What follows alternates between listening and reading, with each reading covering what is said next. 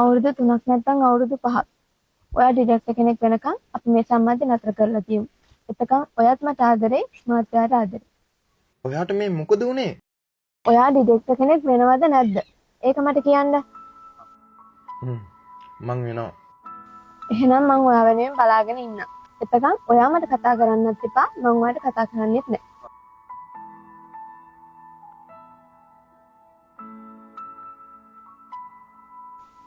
මෙහෙ බලන්න. ඔයාගේ ගමනට බාධාවක් වෙන්න කැමති නෑ මං. ඔයා තවත් මහන්සි වෙන්න. ඔයා ඔයාගේ ගමන සාර්ථක කරගත්තාම ඔයාට වඩා මට තමයි ගොඩක් සතුටු හිතෙන්නේ. මේ අහගන්න. මොන ප්‍රශ්නේ ආවත් මට ඒක බලා ගන්න පුළුවන්. ආයෙ මෙහෙම කතා කරන එක නවත්තන්න. ඔයා ඔයාගේ කැරියර් එක ගැන හිතන්න. හැබැයි දැනට මාව අමතක කරන්න. පොරොන්දු වෙන්න. මං දන්නවා. තම්සෙට ඕනේ මේ සම්බන්ධය නතර කරලා දාන්නනේ. මෙහෙමත් බරු මං දැන් පොරොන්දු වෙන්න ඕනද?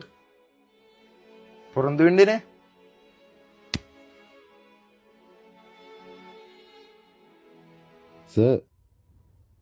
සර් ඔයා කියපු කැෆේ එකට අපි ඇවිල්ලා ඉන්නේ.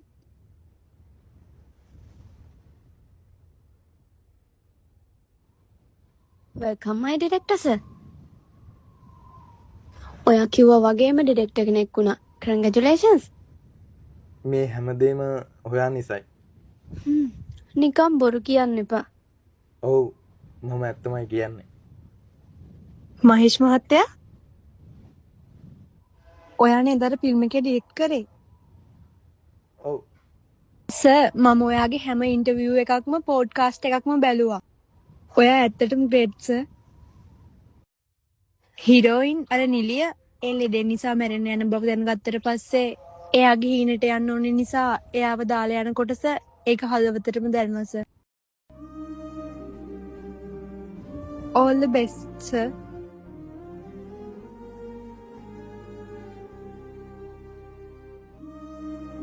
ඇයි පිරිමි ළමයට තමන් ආදරය කරන ගෑනු ළමයා එක්ක මුළු ජීවිත කාලෙම ඉන්න බැයිද? එහෙම පිරිමි ළමයි ඉන්නවා. තමන් ආදරය කරන ගෑනු ළමයා තමන් ළඟ නැති වුණත් එයාගේ මතකයන් එක්ක විතරක් මුළු ජීවිත කාලෙම ජීවත් වෙන අය ඉන්නවා.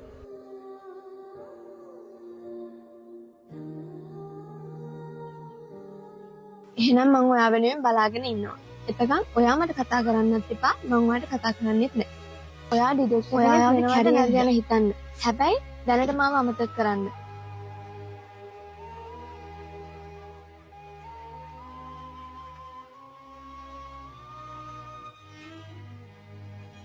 හීරෝයින් අර නිලිය එල්ලේ දෙන්න නිසා මැරෙන්න යන බව දැනගත්තට පස්සේ එයාගේ හීනට යන්න ඕනේ නිසා එයාව දාලා යන කොටස ඒක හදවතටම දැනුණා සර්.